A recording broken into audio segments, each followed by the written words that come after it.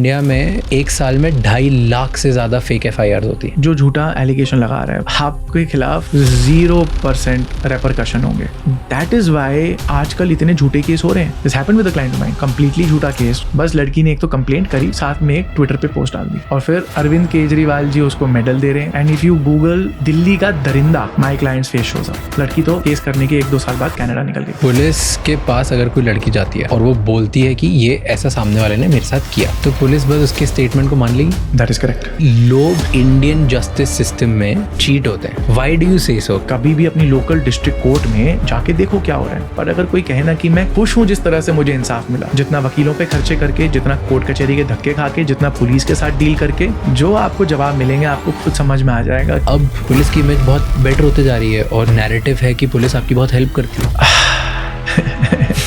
कि जजेस करप्ट होते हैं।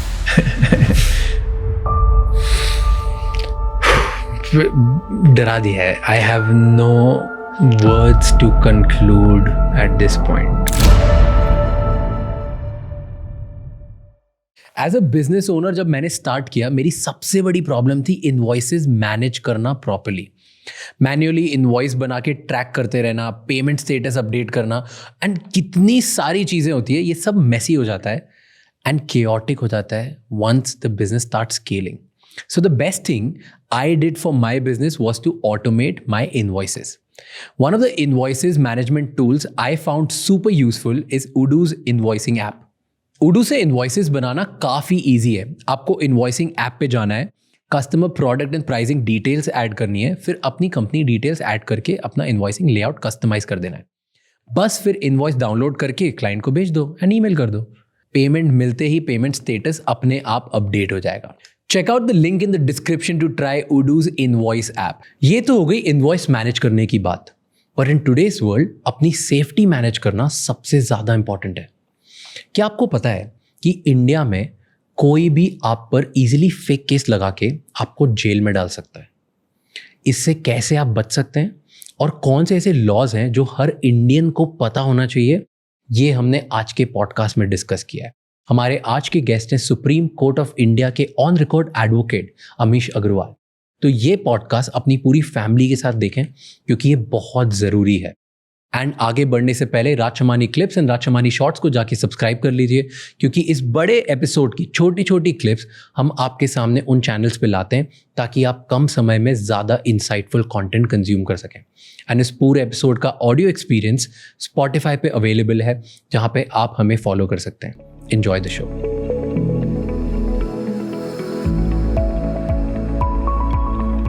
यू सेड कि आपका जो पर्पस है ये पॉडकास्ट करने का या एक कंटेंट बनाने का इज कि लोग ना इंडियन जस्टिस सिस्टम में चीट होते हैं और उन्हें पता नहीं है कि सही तरीके से उन्हें जस्टिस मिलेगा कैसे।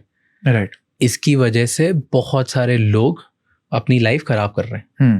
Right, that is the purpose. Very important and I think ये हर किसी को देखना चाहिए पॉडकास्ट, बिकॉज टचवुड किसी के साथ हो नहीं, राइट, बट कभी ना कभी कोई ना कोई प्रॉब्लम हो सकती है।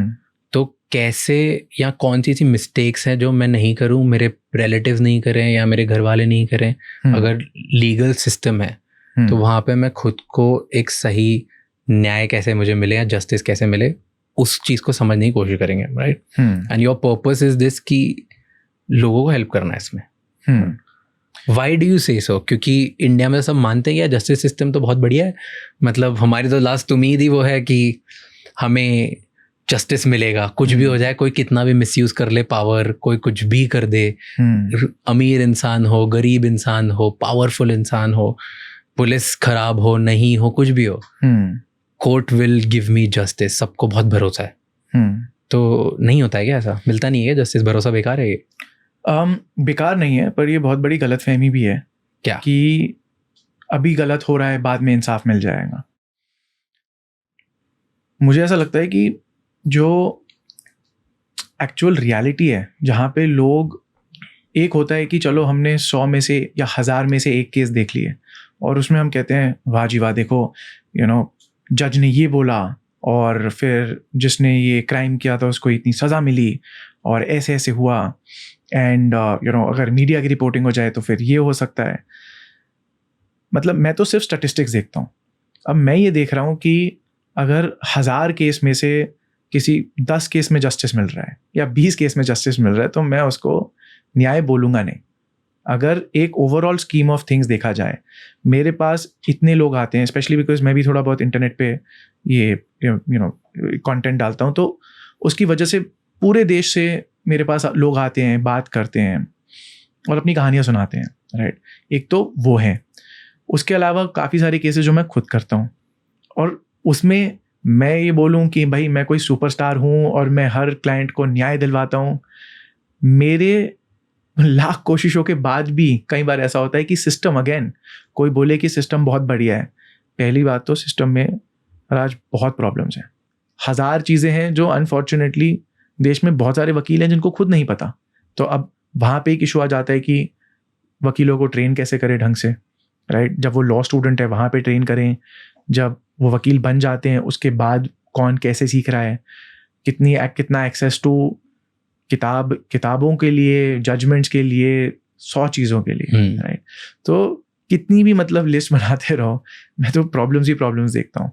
सो कमिंग बैक, जो आपका ओरिजिनल क्वेश्चन था कि जस्टिस सिस्टम बढ़िया है या नहीं और हम कितना रिलाई कर सकते हैं जस्टिस सिस्टम पे. देखो जी, ऐसा नहीं है कि बहुत ख़राब है, मैं ये भी नहीं कहूँगा कि बिल्कुल भूल जाओ. कुछ लोग कहते हैं चीज़ों को अपने हाथों में ले लो, यहीं पे आपस में सुलटा लो, कोर्ट कचहरी में तो होना नहीं. वो स्पेशली ये छोटे शहरों में, गाँव में ये बहुत चलता है माइंडसेट, वो भी बहुत ख़राब है. तो मैं कहता हूँ एक मिडिल वे आउट वाली बात है कि ये भी मत सोचो कि बिना कुछ करे अगर मैं सही हूँ तो मुझे कोई दिक्कत नहीं होने वाली, और ये भी नहीं होना चाहिए कि जी मतलब बिल्कुल अब चलो इसके अंदर घुस के अपना वो करना है. तो मिडिल वे आउट ये है कि वकील ढंग से चूज़ करो, प्रोएक्टिव स्टेप्स लेने हैं, ठीक है. ये फिगर आउट करना है कि क्या, कहाँ पे, किस तरह से एक लीगल स्ट्रैटेजी एम्प्लॉय करनी है. अगर आपने करी, कभी कभार मैं एग्जाम्पल की तरह ना मैं अपने क्लाइंट्स को एक्सप्लेन करता हूँ कि देखिए जी, अगर आप इसको जस्टिस सिस्टम कंसिडर करोगे ना तो थोड़ा सा आप गलतफहमी में रहोगे और नुकसान होने के ज़्यादा चांसेस हैं. मैं इसको द गेम ऑफ जस्टिस में थोड़ा ज़्यादा इसको प्रेफर करता हूँ बुलाना, राइट. वो भी game of justice, at least justice system नहीं, गेम ऑफ जस्टिस, एटलीस्ट एक प्राइवेट कॉन्वर्सेशन में. This is what when I try to explain. तो मैं ये समझाता हूँ कि चाहे आप कितना भी आप सही हो, पर अगर आपने राइट लीगल स्टेप्स नहीं लिए, स्ट्रैटेजी नहीं एम्प्लॉय करी, तो जी आप हारोगे. तो the justice game is such that इसमें आप, अगर आपने रूल्स ऑफ द गेम अगर आपने ढंग से समझ के आपने खेल लिए तो जीतने के चांसेस, अगेन गारंटी तो मैं नहीं बोलूंगा क्योंकि फिर किस्मत वाली बात भी आ जाती है. पर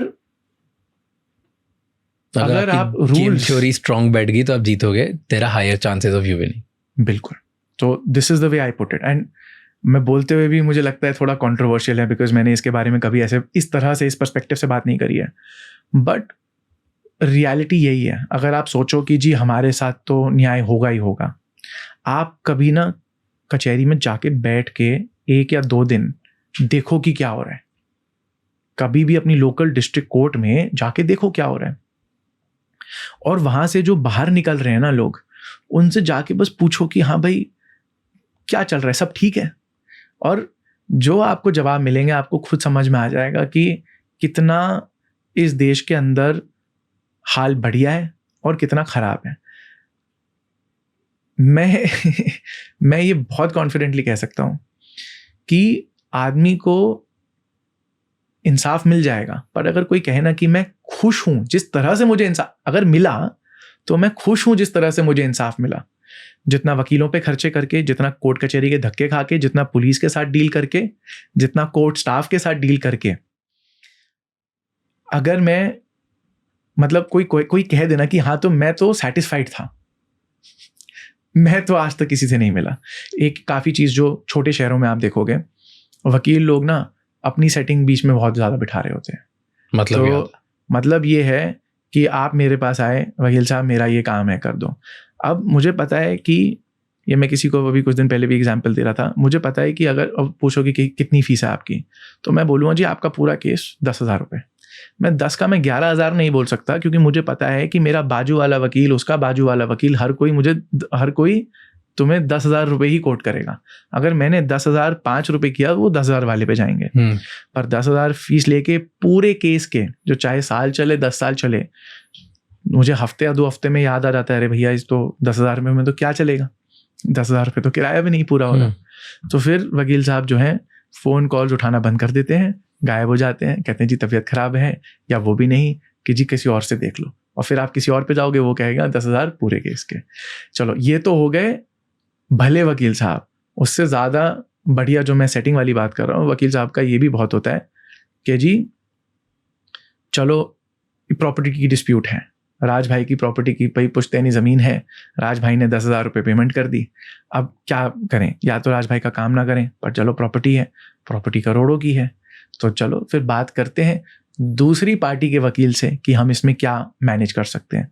तो कई बार जो ज़्यादा मैलिएबल दिख रहा है, जिसको थोड़ा हम बेवकूफ़ बना सकते हैं, उसको चलो उस वाली पार्टी को थोड़ा दबा के, थोड़ा वो करके हम कहते हैं चलो जी आपका समझौता कराएंगे, समझौते में ये खर्चा हो रहा है, या ये हिस्सा इसके पास इतना जाएगा।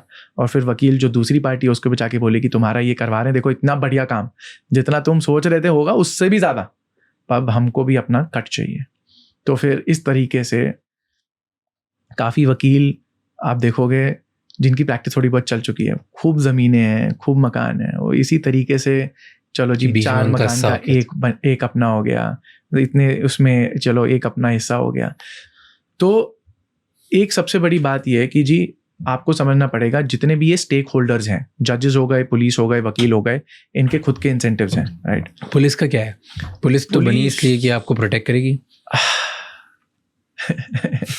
I can see the sarcasm also. No, I'm not sarcastic. I'm genuinely asking.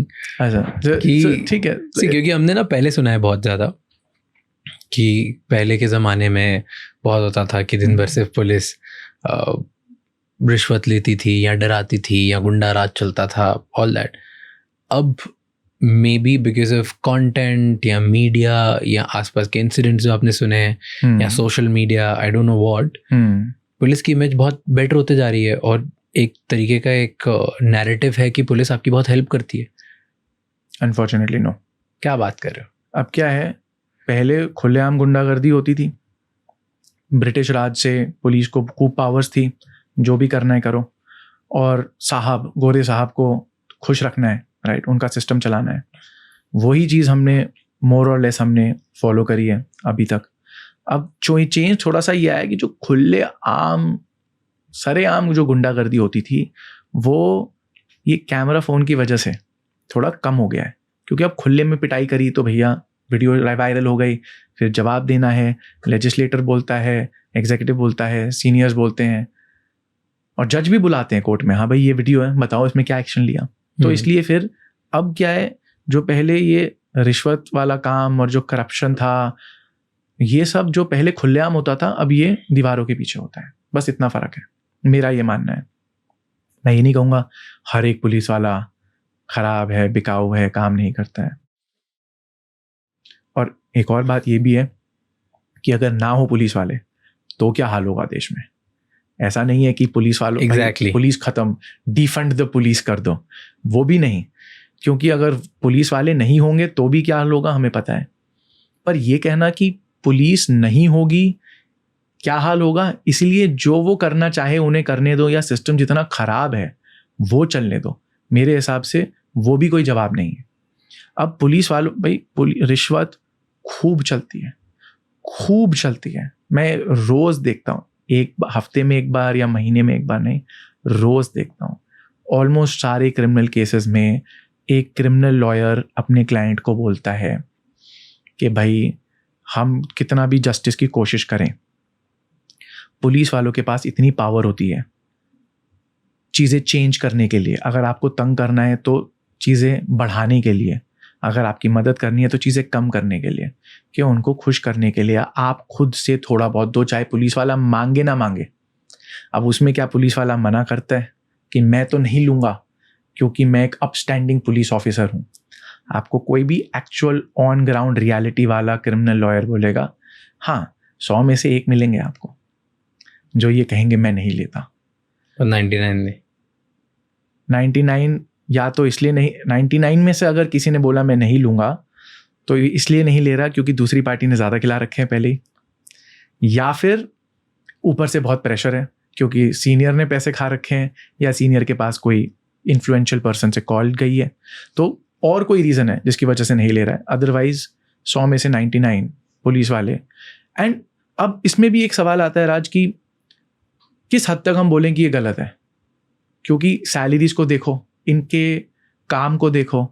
अब किसी भी मैं पुलिस वाले से मिलता हूँ, मैं एक चीज़ तो मैं एक्नॉलेज करता हूँ कि भैया एक होते हैं डॉक्टर जिनको हाँ भाई ऑन कॉल हो 30 घंटे 40 घंटे 50 घंटे, और उसमें भी लोगों को काटता पीटता मरता देख रहे हो, उसके बाद भी आके तुमको थप्पड़ पड़ रहे हैं कि तुमने नहीं काम किया।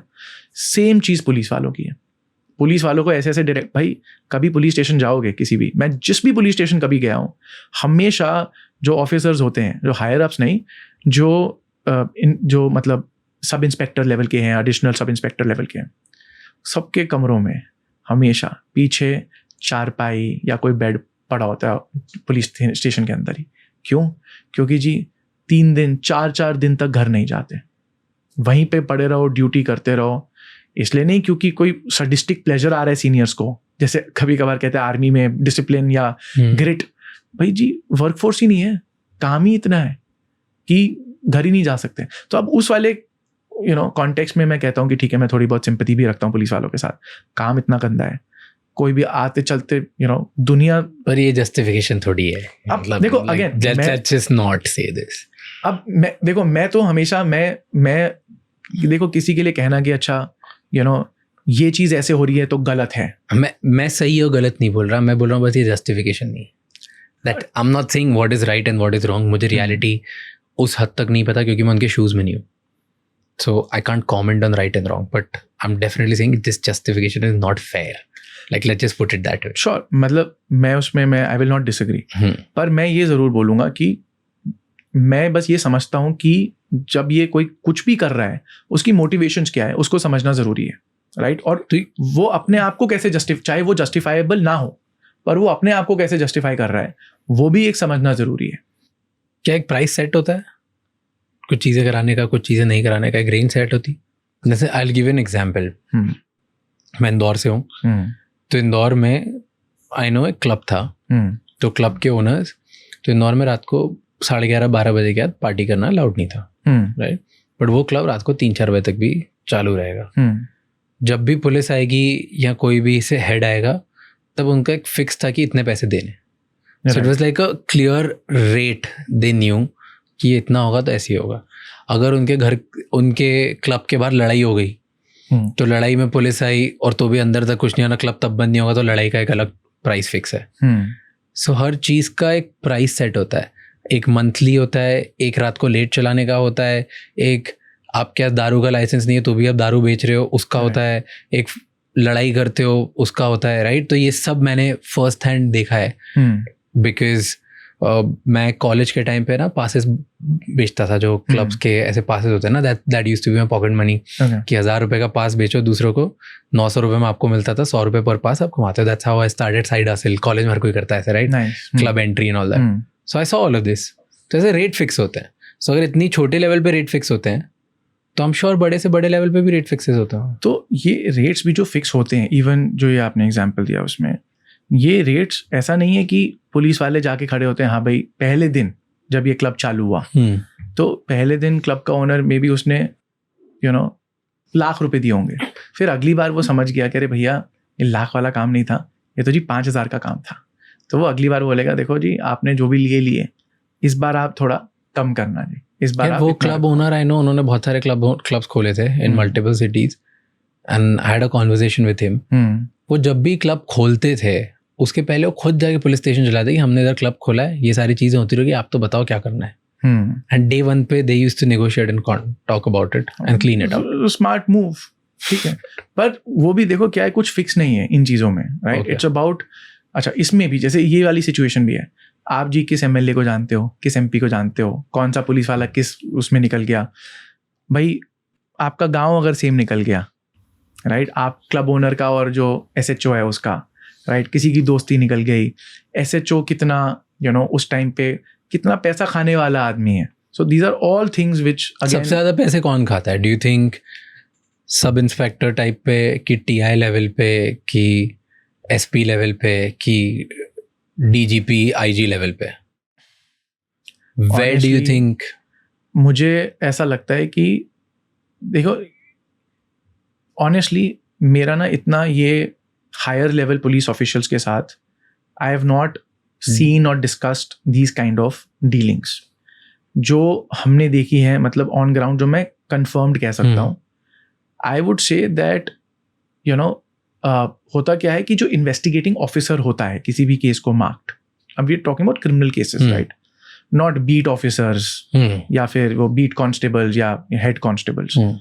तो जो भी इन्वेस्टिगेटिंग ऑफिसर मार्क्ड होता है, चाहे वो ये एडिशनल सब इंस्पेक्टर हो, सब इंस्पेक्टर हो, इंस्पेक्टर रैंक हो, तो जो भी इन्वेस्टिगेटिंग ऑफिसर मार्क है उसको डायरेक्टली जो है पैसे जाते हैं नॉर्मली, एंड फिर वो अपनी सेटिंग्स जो भी अपने सुपीरियर्स हैं इन द हायरार्की वो अपने आप करता रहता है. वो ज़्यादातर वो है. पर आई कैन इमेजिन कि जो बहुत ही ज़्यादा बड़े again big fat cows that are there, may be they give money directly to the higher ups. उसका आई विल नॉट से कि भाई मैं कंफर्म कह सकता हूँ. एंड इज इट कि अगर आपका कुछ भी ऐसा केस होता है तो आप डायरेक्ट ओपनली जाके आईओ को बोलते हो, इन्वेस्टिगेटिंग ऑफिसर को बोलते हो कि आप तो बताओ कितने लोग हैं? Like is it that open? No, it's not open. कि क्रिमिनल खुद ही बोल रहा है कि सर मैंने तो किया है, आप बताओ क्या करना है? बिकॉज अगर ये इतना ज़्यादा, if you are telling me कि ये सिस्टम इतना ब्रोकन है एंड हर कोई हर लेवल पे कहीं ना कुछ स्क्यूड है, उस केस में प्रॉब्लम है, तो डायरेक्ट क्रिमिनल्स आके डायरेक्ट ही डीलिंग्स करते हैं. मतलब कोई करना चाहे कर सकता है, बट मैं एक्सपीरियंस में ये बोलूँगा कि जो मतलब एक होती है ना एक मेंटल इमेज की, अगर तुम ए चीज़ बोलोगे तो कॉन्सिक्वेंस क्या होगा, बी चीज़ बोलोगे कॉन्सिक्वेंस क्या होगा. अगर कोई अक्यूज पर्सन बोलता है किसी पुलिस वाले को कि हाँ जी किया है, आप कितने लोगे, मेरे हिसाब से the ego of the police officer वो इतनी ज़्यादा बीच में आएगी कि भाई तेरा पैसा नहीं चाहिए, पहले तेरी धुलाई है और फिर तेरे को बंद है, और फिर गारंटी है कि भाई इतना टाइम मैं तेरे को अंदर रखवाऊंगा ताकि जज मतलब जितना बेल दे ना दे बात की बात है. That's what, so that means कि मतलब एकदम पॉइंट ब्लैंक खुला नहीं हो रहा ना ये सब. It's like an art of कि अच्छा जी नहीं ये तो गलत फंस गए, ये हो गया, झूठा केस है जी, आप बताओ क्या करना है. तो all of that you kind of have to butter the situation. मतलब बहला फसला के आपको बात करनी पड़ती है, and that's how you do it.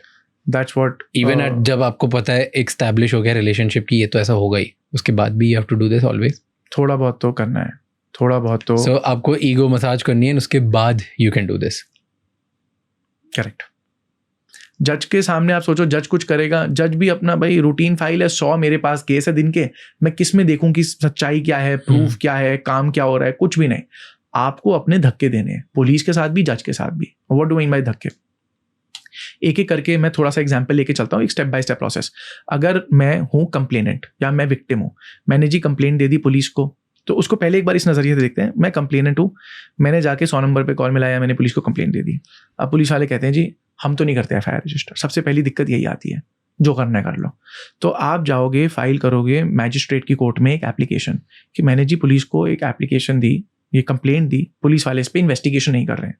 तो पुलिस वालों को बोलो कि जी एफआईआर रजिस्टर करें और मेरे केस में इन्वेस्टिगेशन करें, अगर ज़रूरत है तो जो दूसरी पार्टी अक्यूज पर्सन है उसको अरेस्ट करें, उससे मटेरियल रिकवर करें, मेरे घाव में मेरी एमएलसी करवाएं, मेडिको लीगल मेरा चेकअप करवाएं. तो ये सब करवाएं. तो जब जज के पास जाते हो तो थोड़े चांसेस बढ़ जाते हैं कि पुलिस वाले कहते हैं भैया अब जज को जवाब देना है.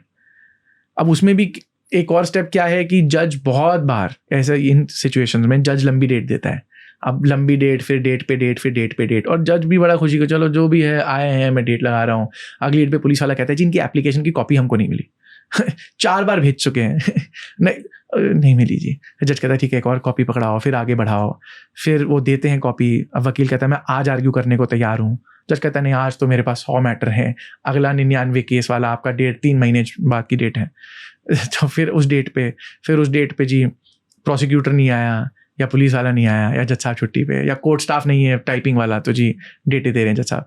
करते कराते आदमी यार 1-1.5 साल निकल गया। बट ऐसा ज़रूरी नहीं है कि हर केस में से 1-1.5 साल निकले। कई बार आपकी गलती नहीं है, बट कई बार सिस्टम ऐसा है, जज भी कहता है अगर कोई मेरे सामने आके धक्का नहीं दे रहा है ना, तो मैं भी इसको हौले हौले चलाते रहता हूँ। तो एक और कदम इसमें ये आता है एज अ कंप्लेनेंट कि आप थोड़ा धक्का देना शुरू करो, थोड़ा तेज़ धक्का देना शुरू करो। एक और चीज़ ये आती है जी FIR, इसके बारे में बहुत कम लोग बात करते हैं। FIR रजिस्टर हो गई, मैंने कंप्लेंट दी कि भाई राजमानी ने मेरे को मुक्का मारा, जी FIR हो गई, और उसके बाद पुलिस ने कोई एक्शन ही नहीं लिया। सालों हो गए, 8 साल 9 साल 10 साल हो गए हैं, उस केस में कोई एक्शन ही नहीं हुआ। मैं कह रहा हूँ जी राजमानी को मुझे जस्टिस मिलना चाहिए, न्याय मिलना चाहिए। पुलिस वाले कहते हैं जी हम तो बहुत बिजी हैं, क्या करें, अब तुम्हारे मुक्का कैसे सॉल्व करें। हाँ एग्जैक्ट। तो उसमें भी फिर मैजिस्ट्रेट पे जाओ, एप्लीकेशन ये लगानी होती है कि FIR तो हो गई पर फिर इन्वेस्टिगेशन नहीं हो रही। फिर मतलब जज फिर अपना नोटिस करता है, पुलिस आती है, उसमें फिर आगे चीज़ बढ़ती है उसमें। एक बात बताओ कि अगर आपने बोला आप FIR करते हो पुलिस, और फिर पुलिस FIR किया उस पर एक्शन नहीं लेती, तो आपने एक एप्लीकेशन डाल दी DM को, not DM, magistrate. Magistrate, district magistrate होता है एग्जीक्यूटिव ब्रांच। ओके, हम डालते हैं जुडिशियल मैजिस्ट्रेट। ओके, सो जुडिशियल मैजिस्ट्रेट को हमने एक डाल दी, ठीक है, एप्लीकेशन। फिर वहां से आया पुलिस को कि भाई ये क्या कर रहे हो, तुमको करना पड़ेगा। तो पुलिस खुन्नस नहीं आएगी कि अच्छा तू अब बेटा हमारी कंप्लेंट ऊपर करेगा, अब तेरे को बताते हैं। क्रिमिनल लॉयर बोलते हैं अपने क्लाइंट को कि काम करे ना करे थोड़े खिला दो, तो ये वाला एंगल फिर आता है। तो इनफैक्ट कई बार क्रिमिनल लॉयर्स बोलते हैं कि भाई वो जाके पुलिस वाले को बोलते हैं कि सर देखो हम आपकी दिक्कत समझ रहे हैं, क्योंकि ऊपर से प्रेशर है, ऐसी ऐसी चीज़ों में आपको ऐसे ऐसे ऑपरेट करना है, तो हम ये एप्लीकेशन लगाने वाले हैं, बुरा मत मानना। कई बार क्रिमिनल लॉयर्स ये भी करते हैं। और दूसरा कई बार ये होता है कि भाई अब भाई अगर पुलिस वालों ने, कई बार पुलिस वाले जो हैं पैसे लेके काम कर ही रहे हैं, तो बढ़िया मेरे को कोर्ट क्यों जाना पड़ रहा है सब करने के लिए। बट पैसे ले लिए, काम नहीं किया, या पैसे लेने से मना कर रहे हैं और कह रहे हैं मैं तो भाई तुमको डुबाऊंगा ही डुबाऊंगा, दुश्मनी है तो ले लो। फिर कभी कभार तो दुश्मनी करनी पड़ती है, खुंदक खा रहा है इसका मतलब। इनफैक्ट कई बार मुझसे क्लाइंट पूछते हैं कि सर हम ये एप्लीकेशन डालने वाले हैं, क्योंकि ये वाली एप्लीकेशन मैं बहुत डालता हूँ, तो क्लाइंट कहते हैं अरे सर इससे तो पुलिस वाला गुस्सा हो जाएगा। तो भाई तेरा फायदा कौन सा कर रहा है अभी, जो तू उसको खुश कर रहा है तो उससे भी तेरा फायदा क्या कर रहा है। इट्स बेटर कि हम कर ही लेते हैं, थोड़ी दुश्मनी ले ही लो, पर उसको भी समझना चाहिए कि इट्स जस्ट बिजनेस। अगर तू मेरी मदद नहीं कर रहा है, तू चाहता है कि मैं खुशी खुशी में जाके कि वो कुएं में कूद जाऊं ताकि तेरे को इनकन्वीनियंस ना हो, और मैं तेरे ऊपर भी उंगली ऐसे नहीं उठा रहा हूं कि देखो ये खराब इन्वेस्टिगेटिंग ऑफिसर है तो इसको ट्रांसफर करो या इसको सस्पेंड करो, मैं तो कह नहीं रहा। मैं तो कह रहा हूं जी इनकॉम्पिटेंट है, वी आर होपिंग कि इनकॉम्पिटेंट है और कोई मैलिस नहीं है, तो जी इतना काम कर दो। तो ये भी एक चीज है जो मतलब खुन्नस खा गई तो फिर तो पूरी केस बिगाड़ देगा। तो अगेन बात वही है ना, अगर अभी आज एक्शन नहीं ले रहा कोई तो अटकी हुई बात, इग्नोरेंस पे, ना फॉर एंड अगेंस्ट है, राइट।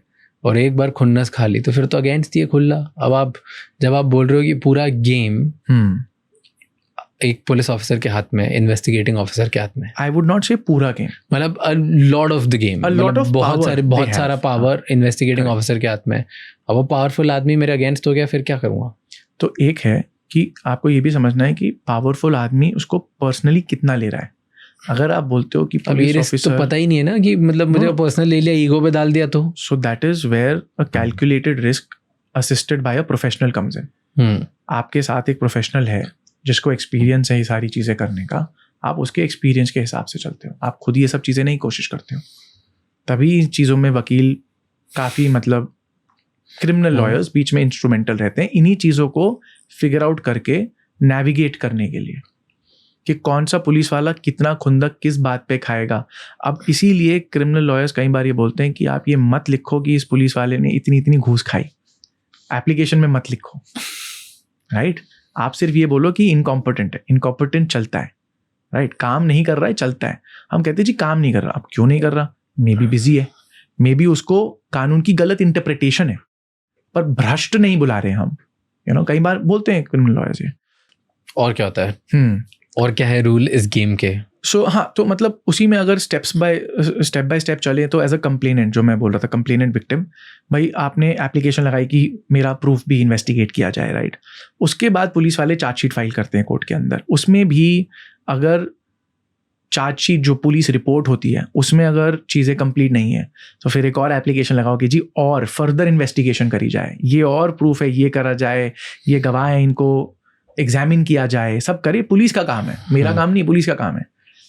तो ये सब करने के बाद कोर्ट में चार्जेस होते हैं, जैसे यू मस्ट हैव हर्ड कि डू यू प्लीड गिल्टी और do you plead not guilty and claim trial.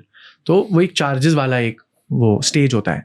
वहाँ पे भी फिर कंप्लेनेंट को पूरा भाई असिस्ट करना होता है प्रोसिक्यूटर को। प्रोसिक्यूटर भाई ठंडा बैठा है, हाँ देख लो जो भी वो कह रहे हैं, so you have to assist the prosecutor ताकि वो एक स्ट्रॉन्ग पॉइंट रखे जज के सामने कि हाँ चार्जेस फ्रेम होने चाहिए, केस आगे चलना चाहिए। फिर उसके आगे बाकी जो, अब तुम्हारी भी गवाही होगी एज अ कंप्लेनेंट, बट जो बाकी गवाह हैं वो ढंग से तुम्हारा केस खराब तो नहीं करने पे तुले, तो वहाँ पे तुम खड़े होगे। अगर वो दूसरी पार्टी को सपोर्ट कर रहे हैं तो आप फिर उनको क्रॉस एग्जामिन करोगे। तो बहुत चीज़ें हैं, right, that you have to do. अब अगर इसी तरीके से अब फ्लिप साइड पे आ जाए, अक्यूज पर्सन, जी मैं इनोसेंट हूँ, मेरे खिलाफ भाई एक झूठा केस बन गया है, ठीक है, मेरे खिलाफ राज शमानी ने एक झूठा केस किया है। जस्ट जोकिंग, मैं क्यों कर रहा हूँ यार सारे केसेस, मुझे नहीं करना। तो मैं कहता हूँ कि भाई you are falsely accuse of a crime, ठीक है। अब उसमें सबसे पहला है कि भाई बेलेबल ऑफेंस है या नॉन बेलेबल है। काफ़ी लोगों को एक कन्फ्यूजन होता है कि बेलेबल की नॉन बेलेबल का मतलब है कि बेल हो ही नहीं सकती, ऐसा नहीं है। बेलेबल और नॉन बेलेबल की डेफिनेशन बस ये है कि अगर बेलेबल है तो आपको सिर्फ ऑन पेपर अरेस्ट किया जाएगा, बट आप इमीडिएट बस कागज़ पे लिखता है पुलिस ऑफिसर मैं अरेस्ट कर रहा हूँ, पर क्योंकि बेलेबल है तो मैं जी अभी की अभी बेल भी दे रहा हूँ, अब जाओ, ठीक है। पर आप एक अंडरटेकिंग दोगे कि जब भी कोर्ट बुलाएगी, पुलिस बुलाएगी, आ जाऊंगा। नॉन बेलेबल ये है कि पुलिस वालों की मर्जी है वो अरेस्ट करना चाहे तो, ऐसा नहीं है नॉन बेलेबल में अरेस्ट ही करना है। पुलिस वालों की मर्जी है, मर्डर हो, रेप हो, डकैती हो, किसी भी केस में वो कह सकते हैं हमें नहीं करना अरेस्ट, हमारी मर्जी। तो वो भी एक दिक्कत आती है, कई बार कंप्लेनेंट कहता है भाई पुलिस वाले अरेस्ट नहीं कर रहे हैं बहुत सीरियस केस में। एनीवेज, तो नॉन बेलेबल केस में पुलिस वाले कहते हैं भाई मेरा मन नहीं अरेस्ट करने का। अगर ऐसा है तो बढ़िया है। अब उनका क्या रीज़न है सीरियस ऑफेंस में, नॉन बेलेबल ऑफेंस में नहीं अरेस्ट करने का, आप समझ सकते हो। पर अगर पुलिस वाला कहता है हाँ जी मुझे अरेस्ट करना है, अब अगर जी वहीं की वहीं खड़े होना तो वो तो धर लेगा। पर अगर आपसे मे भी कहीं दूर हो और आपको पता चल गया कि आपके खिलाफ एक केस रजिस्टर हुआ है, या आपको पहले धमकी आ गई है मैं करूँगा, फिर आपने किसी को भेजा, पता चला हाँ भी केस रजिस्टर हो गया है, तो जी फिर आप लगाओ एंटिसिपेटरी बेल कि I am in the anticipation कि मेरा अरेस्ट हो सकता है। ये मेरे को आप कोर्ट ये डायरेक्शन दे कि जब पुलिस ऑफिसर मुझे आए अरेस्ट करने तो उसको मुझे उसी टाइम बेल देनी पड़ेगी, वो मुझे कस्टडी में नहीं ले सकता। नॉन बेलेबल ऑफेंस का मतलब ये एक बार पुलिस ने पकड़ लिया उसके बाद और एंटिसिपेटरी बेल नहीं है तो जी फिर आपको जेल में जाना पड़ेगा और आपको बेल सिर्फ कोर्ट दे सकती है, फिर पुलिस वालों के पास पावर नहीं है बेल देने के लिए। तो एंटिसिपेटरी भी तो कोर्ट ही दे सकती है ना? एंटिसिपेटरी भी कोर्ट देती है, बट एंटिसिपेटरी का मतलब ये है कि जब पुलिस वाले उस टाइम अरेस्ट करने जाएं उसी टाइम वो छोड़ देंगे, अगेन ऑन पेपर अरेस्ट करके।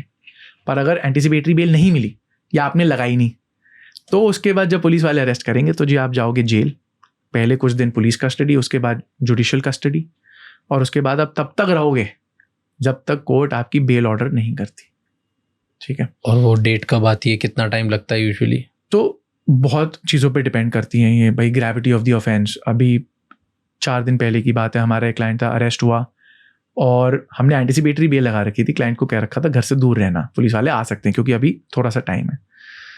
रात को पुलिस वाले आए क्योंकि एंटिसिपेटरी बेल पेंडिंग थी। ये भी एक नुआंस है, ऐसा नहीं है कि बेल एंटिसिपेटरी बेल लगा दिया तो अब कुछ नहीं हो सकता, मतलब आप अरेस्ट नहीं हो सकते हो। एंटिसिपेटरी बेल लगाई, कई बार कोर्ट जो है इंटरिम प्रोटेक्शन फ्रॉम अरेस्ट देती है कि हम ये केस को, ये जो एंटिसिपेटरी बेल है इसको हम डिसाइड करेंगे 1 दिन या 2 दिन या 4 दिन में, पर तब तक आप अरेस्ट नहीं कर सकते। तो और एंटिसिपेटरी बेल जब अप्लाई करते हो तो वो अप्रूवल कितने टाइम में आता है यूजुअली? सो मैंने ऐसा देखा है कि भाई सेम डे भी मिल जाता है कई बार एंटिसिपेटरी बेल, कई बार 3-3 महीने भी लग जाते हैं, पर इंटरिम प्रोटेक्शन चल रही होती है। कई बार 3 महीने चल रहा होता है, कोर्ट कहती है मैं तो इंटरिम प्रोटेक्शन नहीं दूंगा, तो फिर आदमी भगौड़ा हो रखा होता है। कई बार ऐसा होता है कि एंटिसिपेटरी बेल सेशंस कोर्ट में सबसे पहले लगती है, सेशंस कोर्ट ने डिसमिस कर दी, फिर हम हाई कोर्ट भागते हैं, हाई कोर्ट ने डिसमिस कर दिया, हम सुप्रीम कोर्ट भागते हैं, सुप्रीम कोर्ट देती है, या सुप्रीम कोर्ट भी डिसमिस कर दी, तो फिर हम क्लाइंट को कहते हैं कि बेटर है आप सरेंडर कर दो, फिर हम आपकी एक रेगुलर बेल एप्लीकेशन लगाएंगे कि जी आदमी कस्टडी में है और इसको बेल दी जाए। सो ये सारे नुआंसेस हैं। अब एंटिसिपेटरी बेल कितनी जल्दी मिल सकती है? सेम डे भी मिल सकती है भाई, 6 महीने भी लग जाते हैं। ओके और ऐसा भी है कि मिलती भी नहीं है, तो फिर आप जेल जाओ कुछ दिन के लिए या कुछ हफ्तों के लिए, महीनों के लिए, डिपेंडिंग ऑन किस टाइप का आपके ऊपर एलिगेशन है। तो अगर भगा हुआ हो क्लाइंट एंड पुलिस घर पे आती है तो फिर क्या होता है? हाँ, गुड क्वेश्चन। कई बार पुलिस वाले तंग करते हैं घर वालों को कि लेकर आओ अपने रिश्तेदार को, नहीं तो जी हम आपको बंद कर देंगे। कंप्लीटली इलीगल है, ऐसा हो नहीं सकता है, धमकी देते हैं। कई बार किसी रिश्तेदार को उठा के ले जाते हैं, फिर वो रिश्तेदार कॉल करते हैं, अरे बिट्टू जल्दी आ, वो तो उसको उठा के ले गए। अब पुलिस वाले कुछ भी करते रहें। अब अगर ऐसा होता है तो आप अपने वकील को बताओ, वकील एक और जाके या तो वो हाई कोर्ट जा सकते हैं डायरेक्टली कि भाई दिस इज़ इलीगल कस्टडी, या फिर मैजिस्ट्रेट के पास जा सकते हैं और बोलते हैं कि भाई अगेन मेरा इस केस से कोई लेना देना नहीं है और मेरे रिश्तेदार का कुछ उस पर डाउट है या जो भी है, मुझे उठा के ले गए, तो फिर मैजिस्ट्रेट इंटरवीन करता है, हाई कोर्ट इंटरवीन करती है। ये भी चीज़ें हैं। पर हाँ, कई बार फिर आदमी सोचता है यार वो भागा हुआ है, यार मेरे रिश्तेदार को पकड़ लिया, इसको पकड़ लिया, क्या करूँ मैं? तो फिर वो जाके मतलब सरेंडर कर देता है कई बार। बट यूजुअली ऐसे घर वालों को उठाना, अगर जो अक्यूज्ड है उसके एब्सेंस में, हाउ कॉमन इज दैट? बहुत ज़्यादा नहीं है, पर जहाँ पे पुलिस काफ़ी मोटिवेटेड, अगेन मोटिवेशंस पे बात आती है, प्रेशर है या सिवियर ऑफेंस है, या भाई आपका स्टेट का सीएम कॉल करके कह रहा है मेरे को रिजल्ट चाहिए, तो फिर hook crook doesn't matter. How easy it is कि किसी ने, मान लो हरियाणा में किसी के ऊपर केस चल रहा है एक लोकल पुलिस स्टेशन पे, वो इंसान भग के तमिलनाडु में घूम रहा है, तो क्या तमिलनाडु पुलिस पकड़ के उसे उधर भेज देती है? Is that easy? Haryana police खुद आएगी तमिलनाडु, और वो उनको पता क्या चलेगा तमिलनाडु में ढूंढ रहे हैं वो। अब ऐसा देखिए, एक ऑल ओवर इंडिया के सिस्टम्स भी होते हैं, they have their records as well, but इतने आसानी से, बट क्या है ना, जिसको when police are motivated enough, ये एक बहुत बड़ा मिसकंसेप्शन है, इतने टूल्स हैं इनके पास, तो क्या है, एक बहुत सिंपल सा वो है, वो टेलीकॉम ऑपरेटर को बोलेंगे भाई इसका मिनट बाय मिनट वो देते रहे कॉल डिटेल रिकॉर्ड, जिसके अंदर जियो लोकेशन ट्रैकिंग भी मिल रही है, तो इनको पता है ऑब्वियसली कि एग्जैक्ट स्पॉट नहीं, बट कौन से एरिया में, ये पता है। दूसरा है कि चलो मैंने अपना फ़ोन ऑफ कर लिया, मैं बड़ा स्मार्ट हूँ, फिर मैं मम्मी को फ़ोन मिला रहा हूँ, अब किसी और नंबर से फ़ोन मिला रहा हूँ, तो पुलिस ये भी ट्रैक कर रहे हैं कि भाई इसके मदर के पास कौन कौन से नंबर से कॉल आ रहे हैं, एंड दिल फ्लैग। एक तो है भाई घर के आजू बाजू, चलो पिताजी के कॉल आई मम्मी के फ़ोन पे, भाई की बहन की कॉल आई, पर अगर एक अननोन नंबर से कॉल आ रही है मम्मी के पास, तो इट्स पॉसिबल की है, तो अच्छा दिल ट्रैक किया, अच्छा कहाँ का है, चलो घूम के आते हैं कि बंदा क्या पता यहाँ मिल जाए। उसके अलावा बैंक्स के साथ फुल कोऑर्डिनेशन होता है, आप कहीं भी you use a credit card, you use UPI, police वाले आराम से निकाल लेंगे डिटेल्स ये। तो इट्स मतलब काफ़ी ईजी होता है पुलिस। अब कितना आप ओनली कैश, ओनली व्हाट्सएप, किसी और का फ़ोन यूज़ करके जो कनेक्टेड नहीं है, और किसी ने आपको गलती से व्हाट्सएप की जगह रेगुलर कॉल नहीं किया, और आप अपना मतलब कहीं भी कुछ कार्ड्स यूज़ नहीं कर रहे हो, और किसी भी सेंट्रलाइज सिस्टम पे फ्लाइट बुक करोगे तो, नहीं हो रहे हो। हाँ, तो ये बहुत you have to be careful, और पुलिस की मर्जी है भाई। अब क्लाइंट मेरे को कहते हैं कई बार ना ऐसे कि कोई बहुत सीवियर ऑफेंस नहीं है, झूठा केस है, वो भी छोटा मोटा, पुलिस वालों को भी पता है झूठा है, तो पुलिस वाले फिर ऐसे बौखला के पागल हो के चलो ये ट्रैक करते हैं वो, बिकॉज इसमें मेहनत लगती है। एंड कंट्री के बाहर जाना इजी होता है, एक बार आपके नाम पे FIR आ जाए और फिर उसके बाद आपको पुलिस अगर ढूंढ रही है तो इट्स इम्पॉसिबल करने में, क्योंकि 2 मिनट लगते हैं पुलिस को एक लुकआउट सर्कुलर इशू करना। Airports all over the country, उन पे आपका नाम आ जाता है, जैसे ही आप इमिग्रेशन पे जाते हो दे विल फ्लैग यू। तो FIR होते ही आपके नाम पे ये लुकआउट जारी हो जाता है? कई बार ज़रूरी नहीं, पुलिस की मर्जी है, अगर करते हैं तो, अगर उनको लगता है आप एक फ्लाइट रिस्क हो है, और अगर थोड़ा सा सीरियस केस है तो इमीडिएटली पुलिस वाले कर देते हैं। अच्छा, क्योंकि यू मेंशन्ड इट, एक और चीज़ है, कोई बाहर है उसके खिलाफ FIR रजिस्टर्ड है, तो वो बहुत वो हो जाता है। कई बार मैंने देखा लोग कहते हैं कि जी मैं बाहर हूँ, अगर मैं आया इंडिया तो मैं अरेस्ट हो जाऊँगा, या पुलिस वाले जी मेरा पासपोर्ट रख लेंगे, मैं फिर बाहर नहीं आ पाऊँगा। तो इसलिए आदमी भाई 6 महीने 12 महीने 18 महीने सुस्ता रहा है। भाई चलो कम से कम एंटिसिपेटरी बेल तो अप्लाई कर दो। तुम्हें फिजिकली इंडिया में होने की जरूरत नहीं है, तुम्हारा वकील कर सकता है। एक बार एंटिसिपेटरी बेल मिल गई, उसके बाद तुम इंडिया आओगे तो लुकआउट सर्कुलर पे पुलिस अरेस्ट कर नहीं सकती है। लुकआउट सर्कुलर ये है कि इमिग्रेशन फ्लैग करते। तो हमारे क्लाइंट के साथ ऐसा हुआ था, उसके खिलाफ एक फॉल्स रेप एक्यूजेशन आई। ये एलिगेशन कि भाई जब किया तो वो बाहर था, अब्रॉड था वो एक्चुअली। बट एनीवेज हमने एंटिसिपेटरी बेल ली क्लाइंट के लिए, पुलिस ने लुकआउट सर्कुलर इशू कर रखा था। तो अब जब वो इंडिया आया, क्योंकि पुलिस वालों को अपना भाई जो पैसा उसको लग रहा था मिलेगा, मेरा मोटा जो दुश्मनी वाली बात, वो नहीं मिला उसको पैसा, तो पुलिस वाला खुंदक में था। अब क्योंकि लुकआउट सर्कुलर एग्जिस्टेंस में था, तो जैसे ही क्लाइंट लैंड किया तो पुलिस ने, वो इमिग्रेशन ने उसको नोटिफाई कर दिया पुलिस वाले को कि भाई, और उसको होल्ड कर लिया क्लाइंट को कि जी आप यहीं पे रुकिए और अभी आपके जो भी है होगा। पुलिस वाला आई थिंक ये कहाँ था, दिल्ली एयरपोर्ट था, बॉम्बे एयरपोर्ट था, बट दिल्ली का केस था। तो पुलिस वाला भागे भागे गया एयरपोर्ट, फिर इलीगली उस क्लाइंट को पकड़ के अपने साथ रखा, लैपटॉप दे, मोबाइल दे, ये कर, जिसके मेडिकल करवा दिया, ये सब करवा दिया। अब क्लाइंट का मैसेज आया कि हम मुझे इलीगली डिटेन किया गया है, तो हम इमीडिएटली भागे जज के पास। अब जज को फिर हमने एप्लीकेशन दी, जज साहब ये इलीगल कस्टडी ऐसे हो रही है। तो जज ने बोला अपने, ये एक नायब कोर्ट होता है जो कोऑर्डिनेट करता है बिटवीन द जज एंड द पुलिस स्टेशन। तो नायब कोर्ट को बोला हाँ भाई क्या चल रहा है। तो नायब कोर्ट ने फिर पुलिस स्टेशन को कॉल मिलाया कि भाई ऐसा ऐसा जज साहब कह रहे हैं कि ऐसे कैसे कर रहे हो, बेल हो चुकी है तो तुम कस्टडी में कैसे ले रहे हो, तुम्हें इमीडिएटली रिलीज करना है। तो फिर उसके पास वहाँ से कॉल गई इन्वेस्टिगेटिंग ऑफिसर को। इन्वेस्टिगेटिंग ऑफिसर ने फिर वही अपनी मस्ती काटनी थी, 6-8 घंटे उसको तंग किया, पर उसी टाइम फिर जाने दिया, क्योंकि हमको पहले से एंटिसिपेटरी बेल थी। तो योर क्वेश्चन की एफआईआर होते ही लुकआउट सर्कुलर, कई बार तो बीच में भाई पुलिस बीइंग पुलिस, सरकार बीइंग सरकार, लुकआउट सर्कुलर एफआईआर नहीं काटी है, कोई कंप्लेंट नहीं रिसीव हुई है, बट उनको है भाई ये आदमी जाना नहीं चाहिए बाहर, राइट। तो इसके ऊपर भी लुकआउट सर्कुलर इशू कर दिया। और उसको इमिग्रेशन वाले रोक के कह रहे जी आपके खिलाफ लुकआउट सर्कुलर। कहते भाई कैसे लुकआउट सर्कुलर है, तो है नहीं, जाने देंगे आपको। पुलिस वाले कहते हैं हम आपको अरेस्ट नहीं कर रहे, बट आपको जाने नहीं देंगे। इस पे फिर कोर्ट में काफ़ी केसेस चले, कई बार ऐसा हुआ है।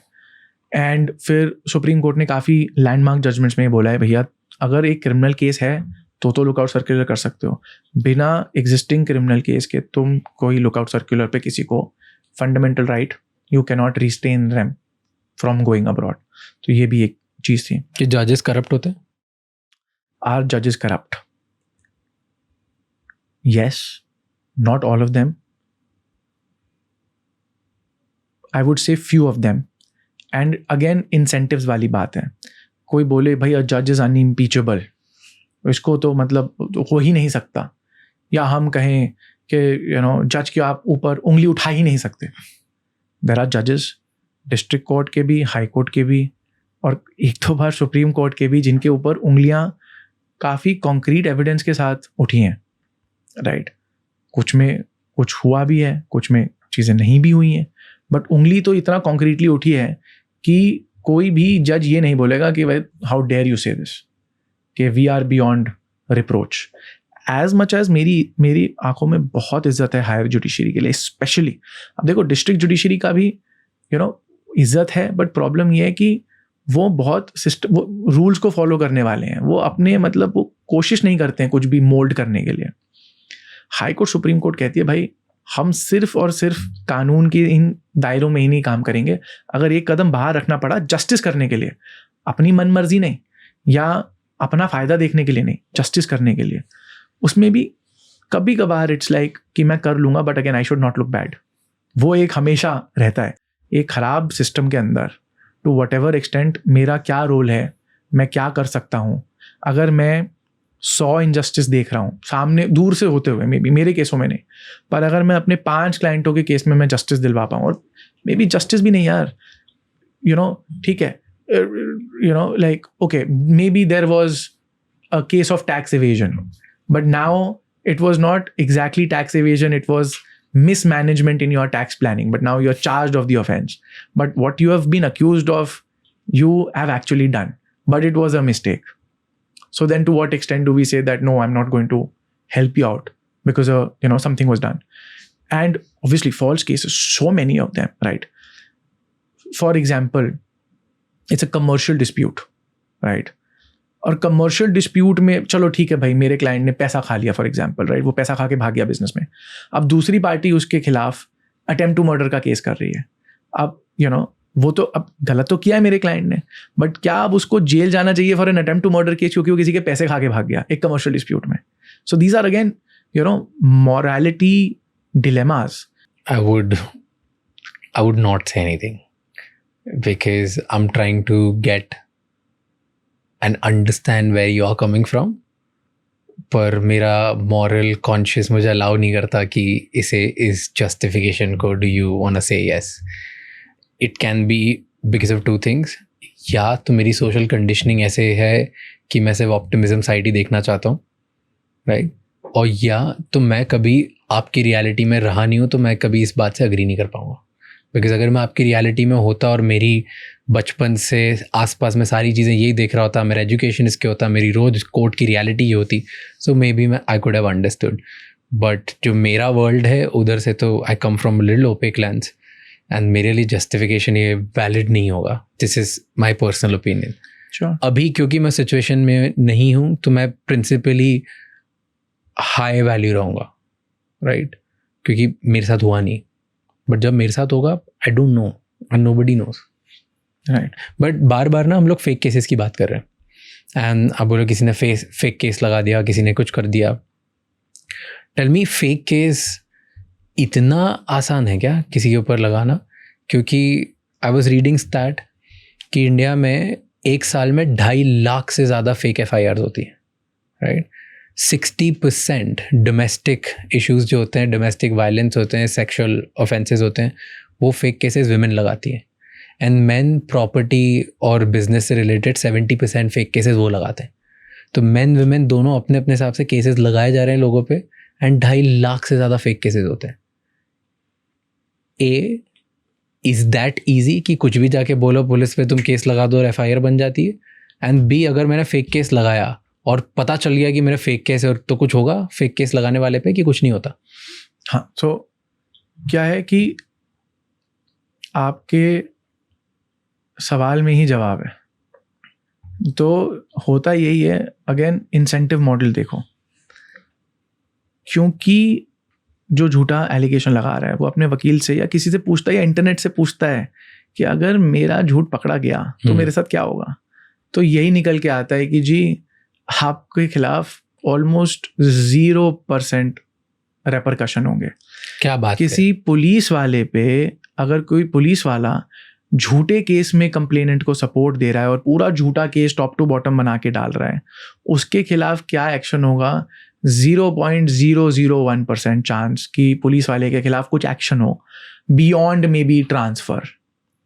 एंड दैट इज वाई आजकल इतने झूठे केस हो रहे हैं. अब्रॉड अगर कोई, so I give you examples. I have had clients who have consulted me जो कहते हैं कि जी मेरे खिलाफ झूठा केस अब्रॉड हुआ और पुलिस वालों ने 3 घंटे के अंदर मुझे जाने दिया और दूसरी पार्टी के ऊपर जिसने झूठा केस डाला उसके खिलाफ प्रोसीडिंग चालू कर दी. 3 घंटे में 3 hours of filing the false complaint, दूसरी पार्टी पे प्रोसीडिंग चालू कर दी. इंडिया में क्या है, पुलिस वालों को कोई डर नहीं है कि मेरे खिलाफ कुछ होगा, कंप्लेनेंट को कोई डर नहीं है मेरे खिलाफ कुछ होगा. इसलिए जी ये सालों सालों तक चलने वाले कंप्लीटली ब्लेटेंट झूठे केस. मुझे कोई कहता है जी मेरे पास पूरा प्रूफ है कि मेरे खिलाफ जो ये केस है झूठा है, तो क्या ये केस हो जाएगा मेरे खिलाफ रजिस्टर? बिल्कुल होगा जी register. I have an example. एक बंदा अब्रॉड रहता था, उसके कुछ एसेट्स थे इंडिया में, NRI. चलो false cases by women man वो भी छोड़ दो. मैं कहता हूँ तो most absurdly simplest of cases. एक आदमी था, उसका कुछ एसेट्स थे, तो उसने किसी फैमिली अक्वेंटेंस को बोला थोड़ा बहुत ये मेरे एसेट्स मैनेज कर ले. और हाँ, bank manager in the bank where this man had an account, NRI account, उसमें थोड़ा बहुत इसके 10-15 लाख रुपए पड़े होते थे. बैंक मैनेजर साहब को दिख रहा है कि भैया ये बैंक मैनेजर या एम्प्लॉय, और ये उसका रिलेशनशिप मैनेजर भी था. आदमी उस NRI का. सो उससे थोड़ा बहुत काम करवाता था कि जी मम्मी के अकाउंट में ये पैसे डलवा दो या मेरी ये FD करवा दो, basic stuff. This guy sees an opportunity, files a local police station में, उस लोकल ब्रांच के पुलिस स्टेशन में कंप्लेंट की, this man threatened me. That's nothing, threatened me, कुछ मरवा दूंगा या NRI ने मुझे धमकाया, नथिंग एल्स. अब पुलिस वालों के पास 2 ऑप्शन हैं. एक कि उसको बोले भाई क्या प्रूफ है और क्या बकवास कर रहा है, हम क्यों करें, भाड़ में जा. दूसरा है अच्छा NRI तो मतलब डॉलर में कमाए, तो क्यों ना करें रजिस्टर, खरीद देते हैं. पुलिस वाले कॉल करके बोलते हैं yes mister you please come here, there is complaint against you.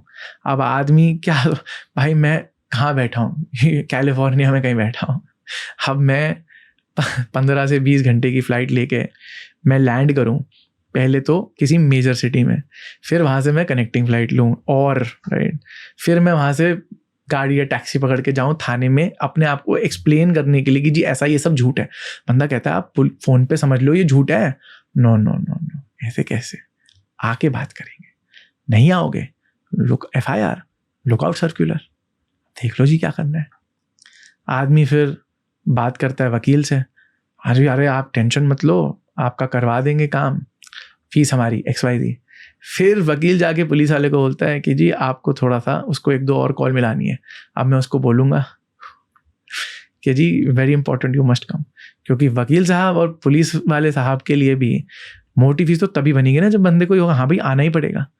फिर वकील बोलेगा अरे भाई ये तो एंटिसिपेटरी बेल लगानी पड़ेगी, चलो उसकी फ़ीस और लाओ, या फिर सेटिंग कर लिए पुलिस से उसकी फ़ीस और लाओ.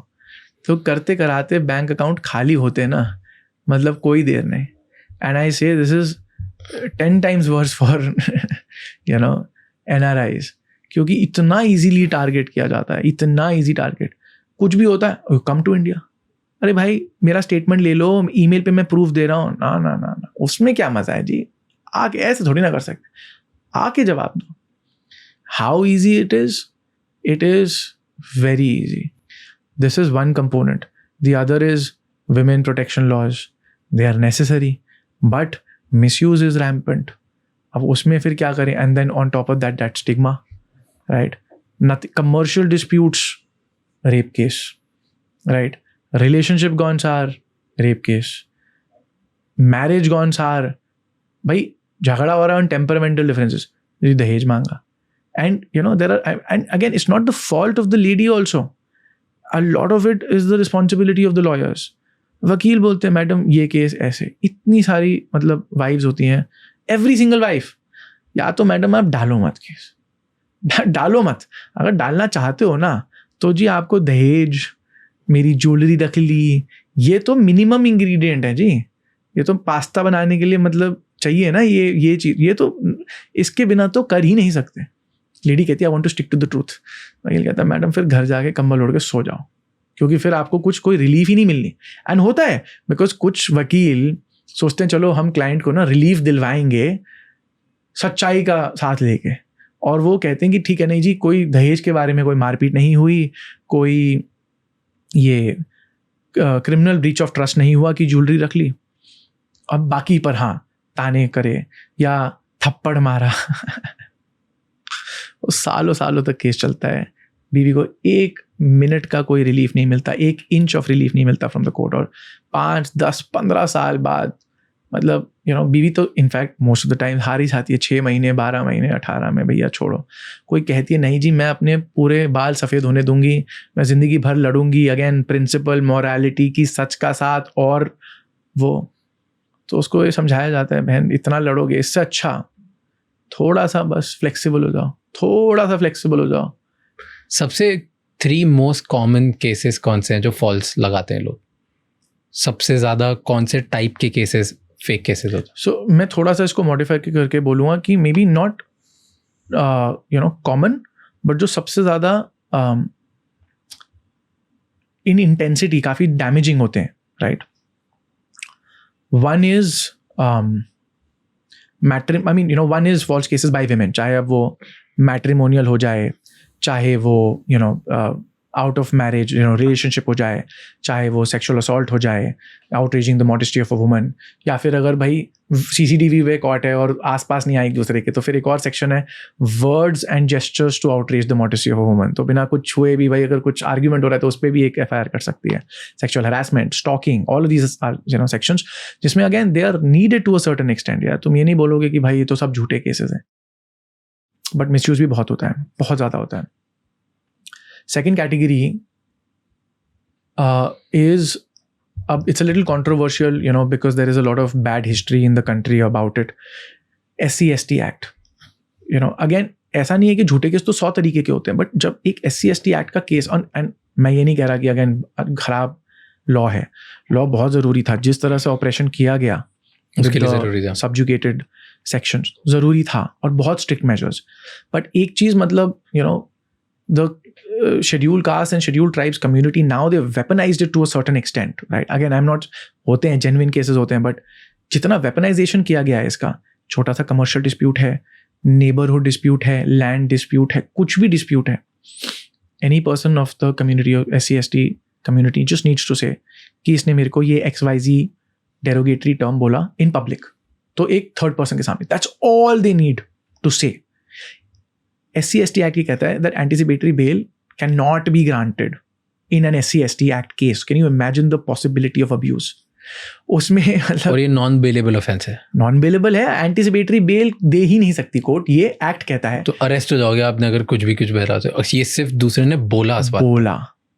पर फिर सुप्रीम कोर्ट बीच में आके कहती है कि देखो जी आप, क्योंकि पार्लियामेंट हमेशा कोशिश करता है कि जी इस वाले केस में कोई एंटीसिपेटरी बेल नहीं मिलेगी, ऐसे केस में कोई एंटीसिपेटरी, सुप्रीम कोर्ट हमेशा आके बोलती है कि देखो जी आप ये पॉइंट ब्लैंक रिस्ट्रिक्शन तो लगा नहीं सकते हमारे ऊपर कि हम एंटीसिपेटरी बेल ना दे सकें, बट हाँ मिलना। फिर अब एक बार जैसी, अब तो कोर्ट कहती है कि अगर बहुत ही झूठा साफ दिख रहा है केस तो हम देंगे एंटीसिपेटरी बेल, आप कुछ भी कह लो, पार्लियामेंट को कहती है कोर्ट।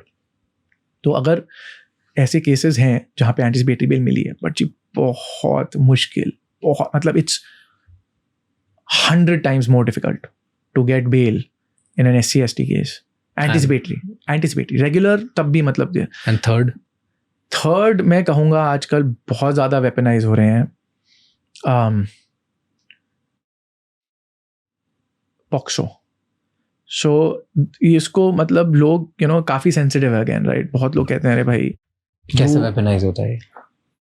किसी भी डिस्प्यूट में तुम्हारा बच्चा है 18 से कम है, बोल दो जी कि दूसरी पार्टी ने मेरे को छेड़ा, आदमी हो या औरत हो, औरतों के खिलाफ भी पॉक्सो बहुत ज़्यादा लगता है, बहुत ज़्यादा लगता है। एंड अगेन अब यहाँ पे भी एक डिफ़िकल्टी क्या है, किसी ने मुझसे पूछा कि यार मतलब तुम कैसे कन्विंस करते हो एक बच्चे को कि वो ऐसे झूठ बोले और ऐसी चीज़ के बारे में। बच्चों को थोड़ा सा समझाओ, थोड़ा बुझाओ, मान जाते हैं, बोल देते हैं, जो मम्मी पापा ने कहा है कर देते हैं। एंड आजकल बहुत हो रहा है, बहुत ज़्यादा हो रहा है।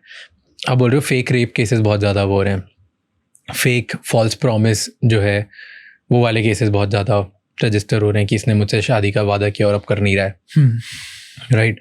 देन फेक सेक्सुअल असॉल्ट के केसेस कि इसने मुझे गलत तरीके से टच करने की कोशिश करी या कुछ करने की कोशिश करी मेरे साथ, राइट? ये सारे फेक केसेस लग रहे हैं। तो पुलिस के पास अगर कोई लड़की जाती है और वो बोलती है कि ये ऐसा सामने वाले ने मेरे साथ किया, तो पुलिस बस उसके स्टेटमेंट को मान लेगी? That is correct.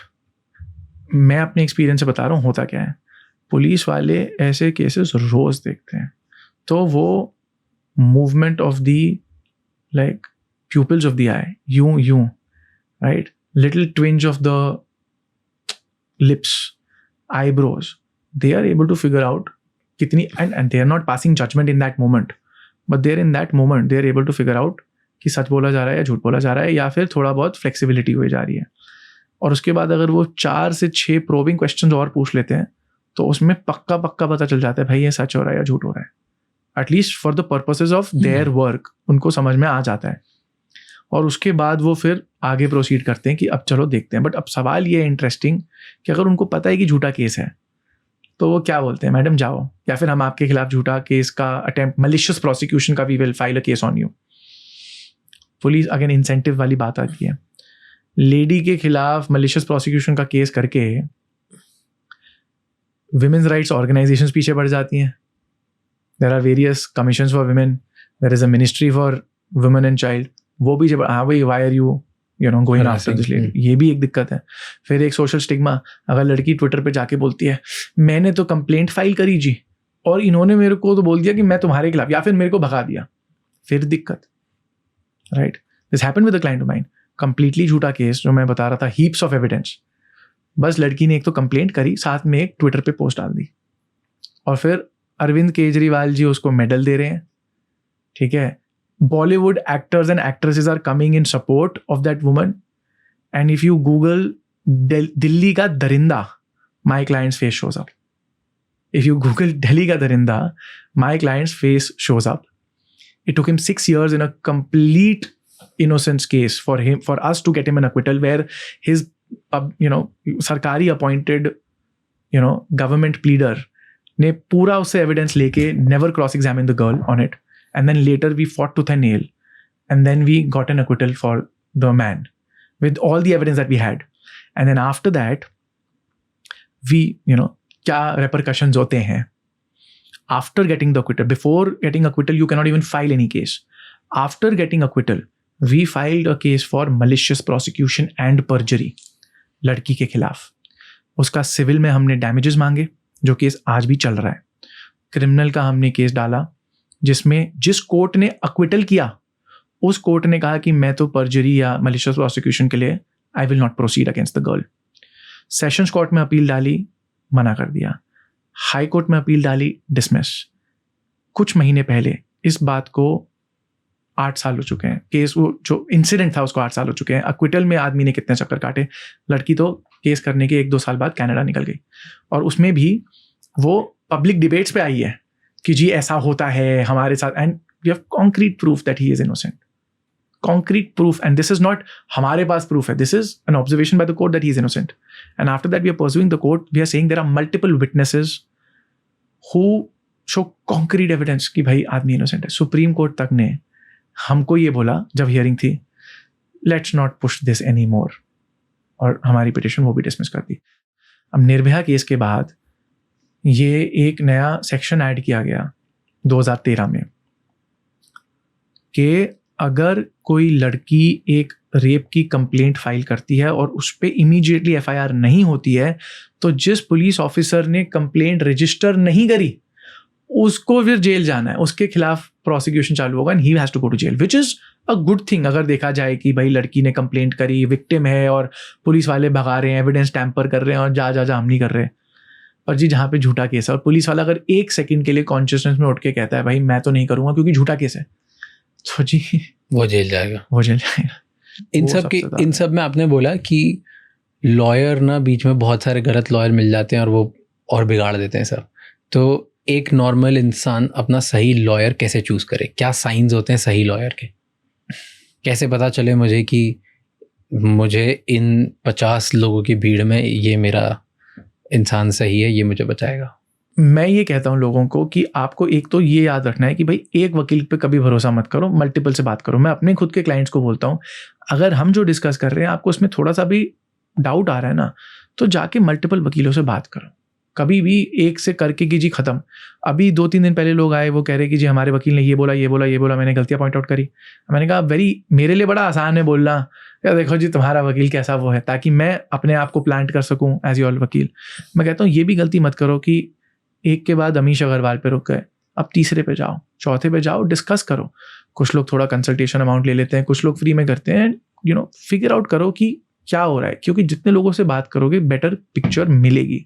अब उसमें भी क्या है, ये गलती नहीं करनी है कि जो सबसे ज़्यादा बड़े वादे कर रहा है या जो बड़ी बड़ी बातें कर रहा है उसी के साथ जाओ.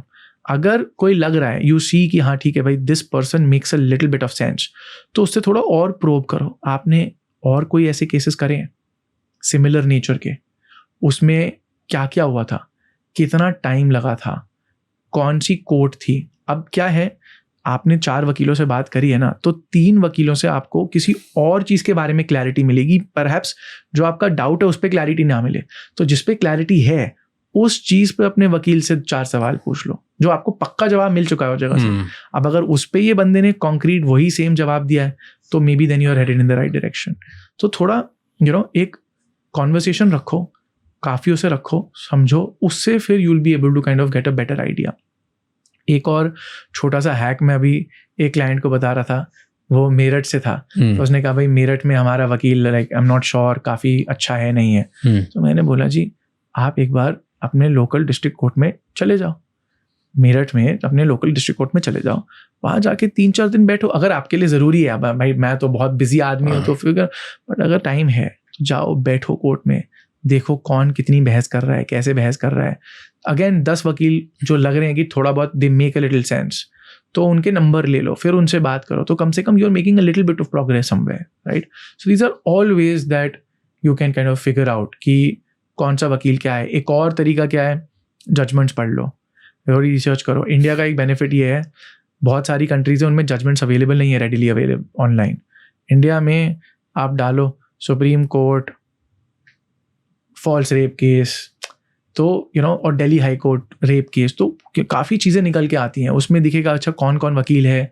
अच्छा अब ये नहीं है कि वकील था इस केस में तो हो गया, क्या रिजल्ट क्या आया, ऑब्वियसली मेहनत का काम है, but this is your life, your liberty, your net worth at stake, तो मेहनत कर लो थोड़ी। अगर मेरा लॉयर मेरी एक्सपेक्टेशन के हिसाब से काम नहीं करता और मेरा एक्सपेक्टेड रिजल्ट नहीं लेके आ पाता है, तो क्या मैं मेरे लॉयर को सू कर सकता हूँ?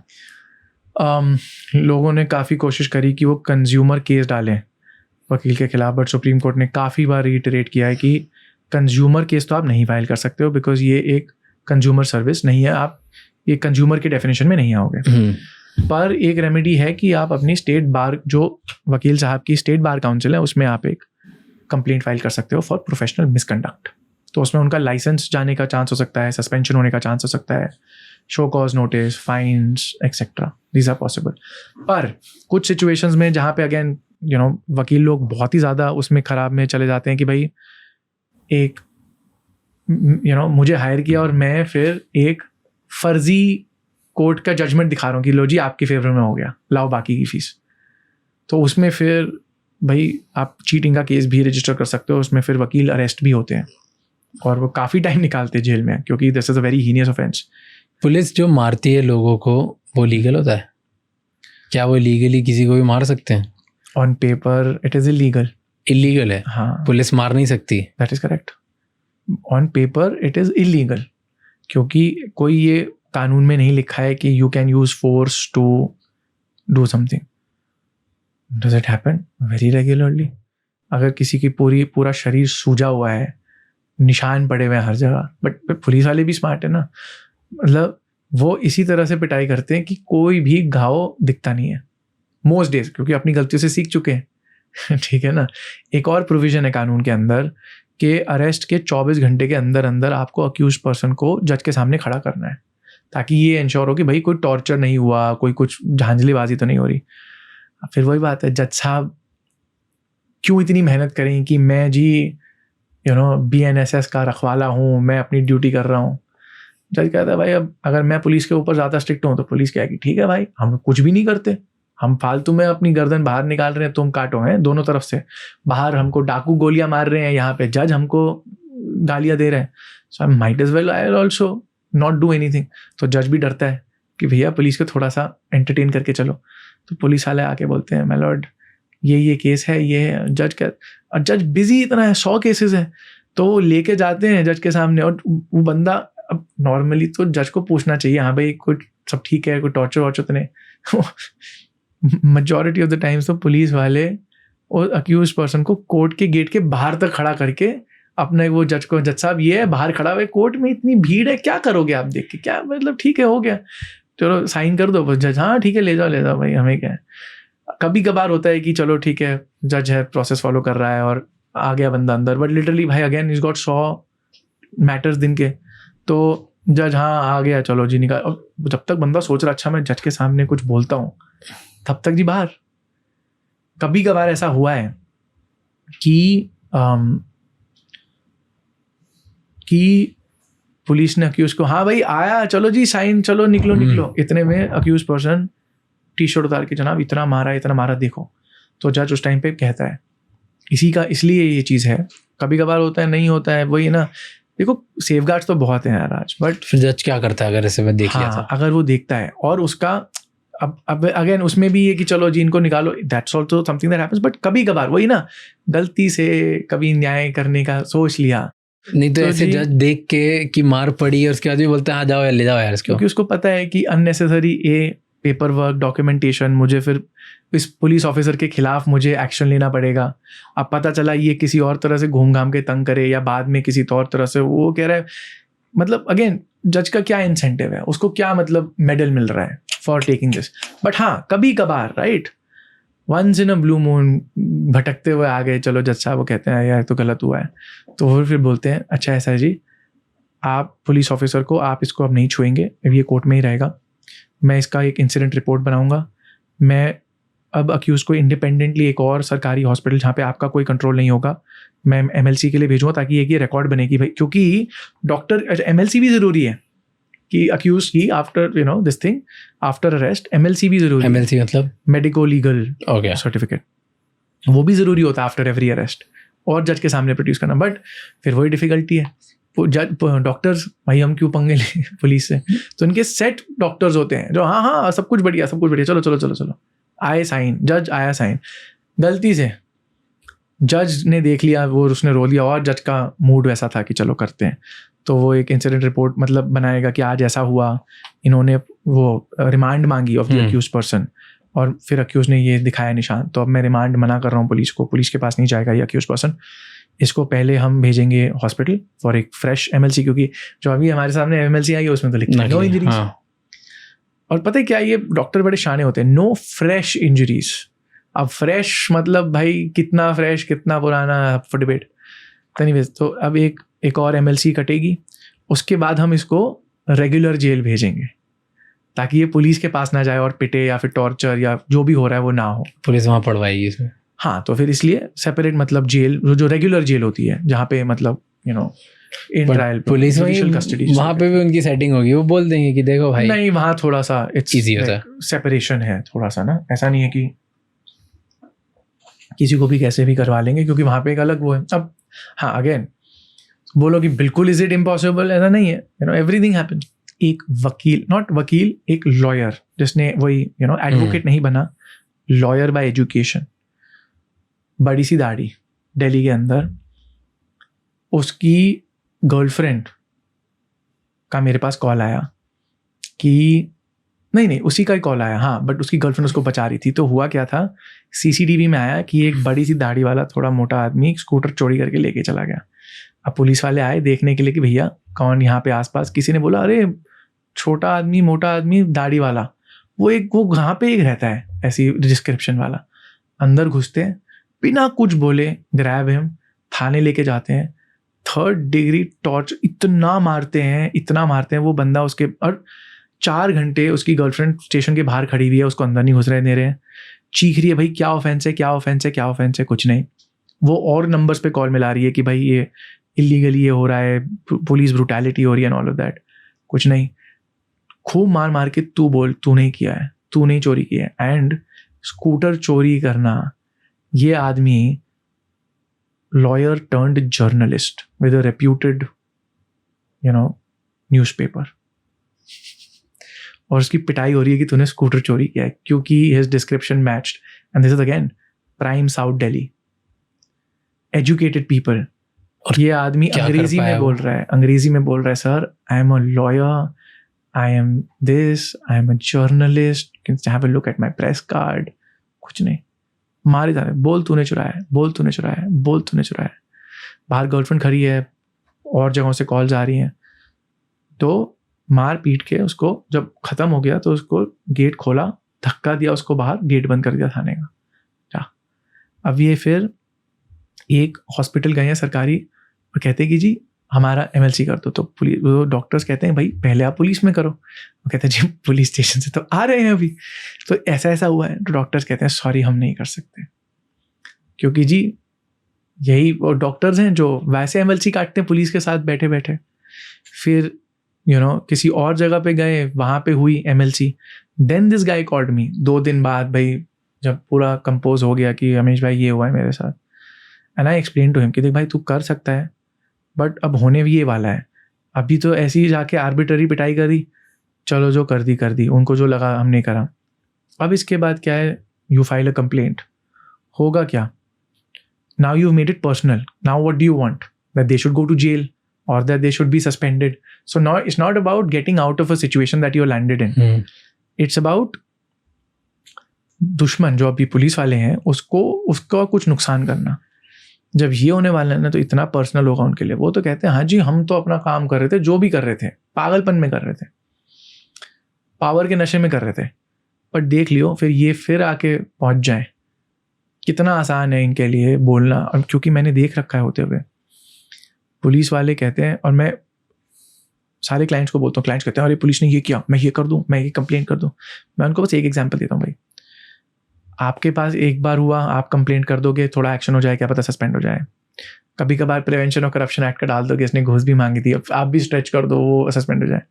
पर क्या है, वो पुलिस ऑफिसर अगर फोर्स में है या फिर उसके दोस्त या उसके दोस्त हैं जो फोर्स में हैं, यारी जिगरी दोस्त हैं, वो क्या करेंगे, कोई आएगा बोलेगा जी मैंने वो 100 नंबर पे कॉल, जी मर्डर हुआ है सामने, मैंने देखा A, B and C committed the murder. वो मतलब ये बोलता है कॉल पे कि भाई 3 लोग थे. तो जब वो कंप्लेंट लिखने आते हैं ना तो वो कहते हैं अच्छा कितने लोग थे, जी 3 लोग थे, मुझे नाम भी पता है ABCD. तो पुलिस वाले कहते हैं जी ये लिखना ABC and D ने मर्डर किया. एंड द पर्सन, जैसा आप कहो, रिपोर्ट भी पुलिस ही बना रही है. D इज द पर्सन जिसने ये कंप्लेंट करी थी. And if you think that this is N over stretch, this happens all the time. इसको कंक्लूड करते हैं पूरी कॉन्वर्सेशन को. इन एन आइडियल वर्ल्ड या बेस्ट ऑप्टिमल वे क्या होगा अगर कोई भी तुम्हारे खिलाफ कुछ फेक, या तो तुम्हें मार रहे हैं, या तुम्हारे ऊपर फेक केस लगा दिया, या तुम्हारे पे झूठा कोई इल्ज़ाम लगा दिया, या सेम जैसे उस जर्नलिस्ट के साथ हुआ, उठाया मारा और छोड़ दिया. या बहुत लोग फेस करते हैं कि ट्रैफिक पुलिस ही या नॉर्मल पुलिस ही ट्रैफिक पुलिस बन के व्हाटएवर दे, वो बैरिकेड लगा देते हैं और रोक देते हैं और फिर ज़बरदस्ती पैसे लेते हैं, कुछ भी करते हैं. वो मॉरल पुलिसिंग करने लग जाते हैं, वो अपना ज्ञान देते हैं, फिर 15 चीज़ें करते हैं और तुमसे पैसे लेते हैं. राइट, ये सब चीज़ें जो आए दिन होती रहती है. इन सब के खिलाफ आपने एक चीज़ तो बोल दी, भाई हाथ जोड़ो, दोस्ती करो और आगे निकल जाओ. You are telling me that. Sure. Right. तो अगर ये नहीं करना हो और मुझे कि नहीं यार मैं मेरे राइट के लिए खड़ा हूँ, मुझे अगेंस्ट ऐसे कोई कैसे मुझे हरास कर देगा कंट्री में, मैं थोड़ी कुछ गलत कर रहा हूँ, this is my country and I have all the rights to do it and I have trust in my system. एक स्टेप क्या लेना चाहिए उन्हें, first step? Do you think the first step is finding the right lawyer and calling him? फ़ायदा तो वही है ज़्यादा, बट ठीक है, इसी वाली चीज़ में ज़रूरी नहीं है कि वकील ही करना पड़े. एक तो ये है कि जो पुलिस स्टेशन के जो पुलिस ऑफिसर्स थे, उनके जो सुपीरियर लेवल पे जो ऑफिस है उस पे जाइए, सुपरिंटेंडेंट या फिर DCP ऑफिस, वहाँ पे जाके कंप्लेंट दीजिए.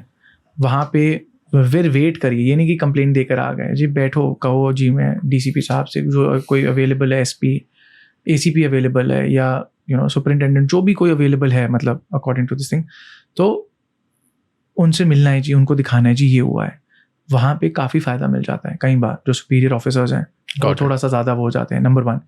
अब अगर कई बार सुपीरियर ऑफिसर कहते हैं नहीं भाई तो हमारे लौंडे हैं, how do we throw them under the bus, तो उसमें फिर वही है, मैजिस्ट्रेट के पास जाइए. पुलिस ब्रूटैलिटी है तो हाई कोर्ट में भी आप एक रिट फाइल कर सकते हो अगेंस्ट कुछ होता है. होता है जी, काफ़ी होता है, बट अगेन होगा तो बहुत कुछ, और उसमें पुलिस ऑफिसर को बहुत एम्बैरेसमेंट होगी, सस्पेंशन के चांसेस, टर्मिनेशन के चांसेस, इंक्वायरी के चांसेस, जेल टाइम के चांसेस, सब कुछ है.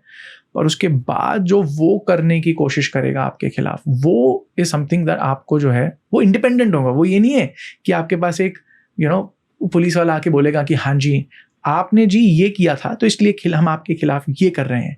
बिल्कुल इंडिपेंडेंट. एंड ऐसा नहीं है कि अगले दिन होगा, वो ना पावर मिसयूज करेगा और तुम्हें दिखा देगा. महीने भर बाद, मे बी 3 महीने बाद एकदम से अरे ये क्या हो गया.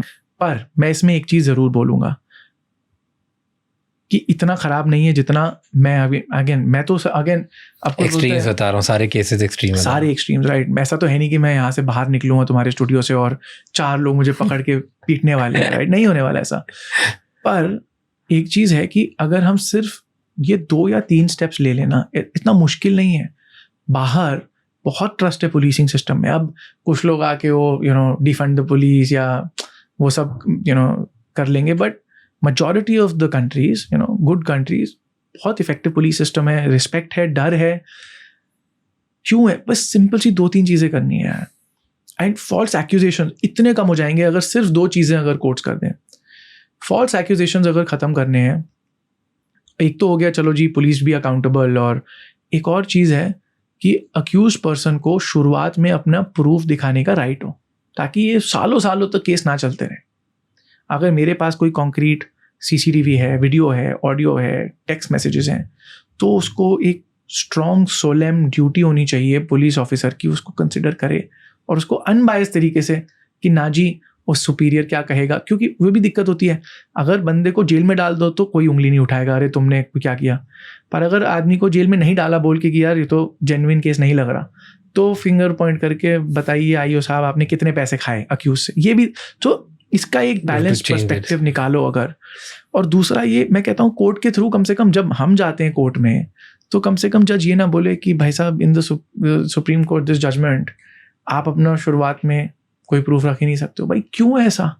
अगर अनइम्पीचेबल एविडेंस है, राइट, तो क्यों नहीं दिखाने दे रहे हो? दिखाने दो, राइट. सालों तक वेट मत करवाओ आदमी को टू शो हिज एविडेंस कि भाई चलो ट्रायल, चलो ठीक है ट्रायल, फिर इतने में हर डेट पे आना है, फिर पासपोर्ट की ये दिक्कत है. मतलब टेक अ स्टांस कि भाई we will care about the citizen. अगर इतना ज़्यादा नहीं मांग रहे हैं अगर इतना भी कर लें, massive level changes will happen. No world is perfect, but at least we can try to have a better system. Sure. डरा दिया है. I have no words to conclude at this point. मतलब मैं तो खतरनाक डर गया हूँ. In fact I keep saying this कि मेरा ना पुलिस से पाला बहुत कम पड़ा है, पर जितना पड़ा है अब मैं टेक से एक्सीलेंट पुलिस ऑफिसर्स. और मैं इसे पॉडकास्ट में बोलने के लिए नहीं बोल रहा हूँ. एटलीस्ट मेरा एक्सपीरियंस जो था, या मैंने जो मेरे फ्रेंड्स के साथ सुना था, मोस्टली अच्छा एक्सपीरियंस रहा है वेयर पुलिस ने हेल्प करी है, राइट, या पुलिस ने साथ दिया है, या कभी भी किसी चोर को पकड़ना हुआ, छोटे मोटे इंसिडेंट्स, वहाँ पे हर जगह पुलिस ने हेल्प करी है.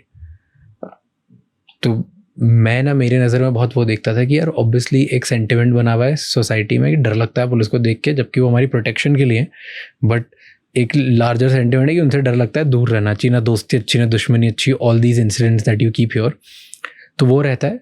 पर जब भी पाला पड़ा है तब I've seen लाइक मेरे फेवर में ही डिसीजन हुआ है, या जो मैं चाहता हूँ, जो ऑप्टिमल मैंने सोचा वैसे डिसीजन हुआ है. सो वो बहुत एक क्लीन एंड गुड इमेज थी वेयर आई वॉज थिंकिंग कि जो पहले होता था उससे चीज़ें काफ़ी चेंज होती जा रही है एंड बहुत बेटर होती जा रही है. एंड जब मैं ऐसे पॉडकास्ट बनाता हूँ ना, तो मेरे को डर लगता जाता है. And this is not, by the way, ये मैं सिर्फ आपके बोलने से एक पॉडकास्ट ही नहीं बता रहा हूँ. इसके पहले आप done podcast with multiple lawyers, उन सब के स्टेटमेंट से भी ये कंक्लूजन आता है, फॉरगेट दिस. मैंने कंट्री के top senior DGPs, IGs, IPS, बहुत स्ट्रॉन्ग पोजीशन वाले IPS officers, director level officers, उनके साथ मैंने पॉडकास्ट बनाया और कॉन्वर्जेसन करी है. उनसे भी निकल के यही कॉन्वर्जेसन आती है. And at the same time मैंने बहुत सारे एंटरप्रेन्योर्स एंड पावरफुल लोगों के साथ बनाया, उनसे भी कॉन्वर्जेसन ये निकल के आती है कि कई बार अगर आप गलत सिचुएशन में हो और गलत इंसान फंस जाए तो हमारी कंट्री में ना बहुत गलत हो सकता है आपके साथ. And that's the country reality. उसको कोई ट्वीक नहीं कर रहा, ये होता है और हो रहा है. क्या ये सबके साथ होगा? नहीं. क्या ये 90% लोग हिंदुस्तान में जो है उन सब के साथ गलत हो रहा है? नहीं. पर वो कुछ केसेस वो इतने स्ट्रॉन्ग हैं, वो 10-15% जो भी केसेस हैं वो इतने ज़्यादा डरावने हैं कि ओवरऑल आपको डर लग जाता है. And this is what I can conclude from your conversation which you told me. Funnily enough, you said that आपके सारे एक्सपीरियंसेस हमेशा बढ़िया रहे पुलिस के साथ। मैंने ये सारी कथा गा दी, मैं कहूँगा मेरे खुद पर्सनल एक्सपीरियंसेस सारे पुलिस के साथ बढ़िया रहे हैं। उसके बावजूद मैं ये कहता हूँ, क्योंकि जितने मैंने एक्सपीरियंसेस अपने क्लाइंट्स के लिए देखे हैं और जिन्होंने कंसल्ट किया उनके साथ देखे हैं, उसमें भी मैं ये नहीं कहूँगा हर पुलिस वाला, वो कई बार भाई पुलिस वालों ने हमारी मदद करी है। Fair, perfect, thank you so much. मस्त पॉडकास्ट था, मज़े आए। थैंक यू सो मच ये एपिसोड एंड तक देखने के लिए। इस एपिसोड को किसी एक इंसान के साथ शेयर करना, because one conversation is enough to change someone's life. तो प्लीज़ ये एपिसोड किसी एक इंसान के साथ शेयर करना मत भूलना, जिसकी लाइफ में उसे बहुत हेल्प होगी। Until next time, keep figuring out.